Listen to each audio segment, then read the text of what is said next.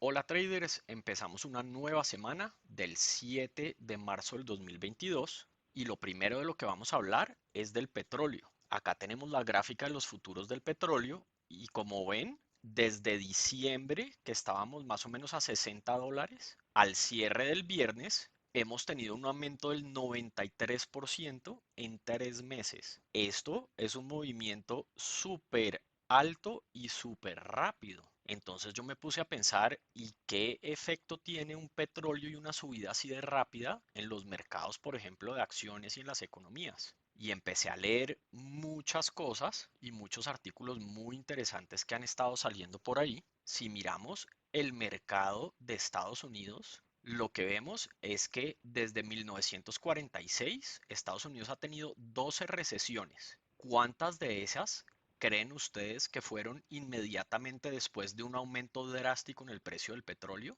8. Y otras 3 después de alzas altas, pero no tan extremas como esto que estamos viendo. Así que alzas extremas y grandes del petróleo estuvieron presentes antes de 11 de las 12 recesiones de Estados Unidos. Por supuesto, el petróleo alto no es la causa necesariamente de la recesión, pero lo interesante es que esté presente antes de todas las crisis prácticamente. Y es que si miramos la secuencia de eventos de cómo funcionan más o menos lo que hacen los bancos centrales, etcétera, etcétera, ¿qué es lo que pasa? Al principio del ciclo, las economías están débiles y entonces los bancos centrales imprimen billete a la lata y le meten liquidez como puedan a los sistemas financieros para ayudar a mover las economías. Eso en el mediano plazo crea inflación y la platica cada vez nos alcanza menos a todos para comprar cosas, así que empezamos a gastar en lo que es más necesario y no en los antojos. Eso por supuesto lleva a desacelerar muchos sectores de las economías. Entonces el Banco Central empieza a mirar y dice, ok,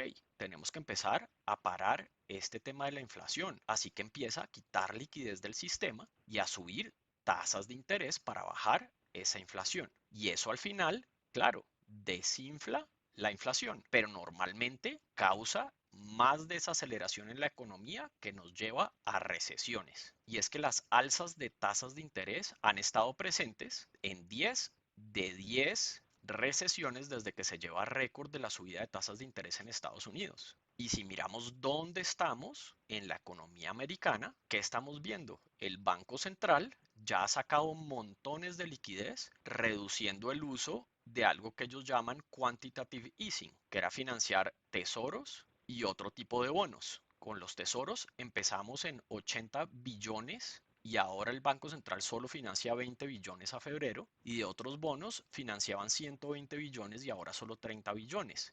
Y en marzo eso va a bajar a cero. Así que esto ha sacado un montón de liquidez de la economía ya. Y por supuesto, ya empezaron a hablar de subir tasas de interés. Hasta hace unos días el mercado esperaba entre 7 y 8 alzas para un total más o menos de 1.75% a 2% de alza en las tasas de interés durante este año. Pero con la guerra en Rusia, el mercado ya está empezando a descontar que no van a poder subir tanto y solo está asumiendo 5 alzas. Parte de estas alzas que pueden venir en tasas de interés ya están reflejadas en el precio de los bonos. La otra cosa interesante es que la economía en Estados Unidos se estima que va a crecer en el 1.6% en el primer trimestre del 2022, pero en el último trimestre del año fue un más 7%. Así que aunque hay crecimiento, la desaceleración de ese crecimiento ya empieza a ser evidente. Así que el tema para los bancos centrales es muy complicado porque les toca balancear cómo desaceleran esa inflación con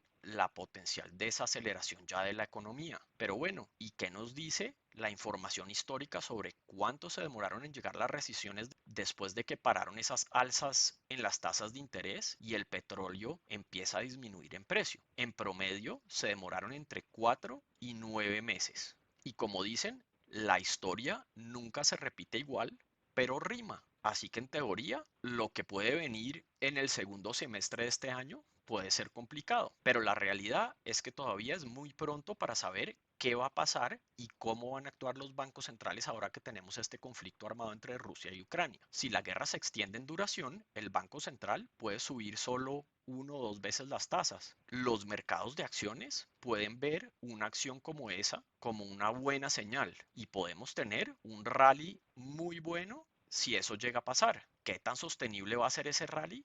No lo sabemos. Pero si la inflación empieza a disminuir con la terminación de la guerra, porque hay muchas de las alzas, sobre todo en el petróleo, algunos metales y algunos granos que están siendo altamente afectados por el conflicto, porque estos dos países son productores de muchos de estos commodities, pues los mercados pueden seguir con una trayectoria alcista. Pero si la inflación no se logra controlar y el Banco Central sigue subiendo tasas contra una economía desacelerando, eventualmente una recesión puede ser inevitable. En todo caso, vamos a tener que esperar a ver qué pasa con el conflicto antes de poder ver señales más claras. Por ahora, lo único que podemos hacer es seguir nuestro proceso y mirar qué nos dicen los mercados en este momento. Así que miremos qué está pasando en los mercados ahora mismo según nuestro algoritmo Enigma.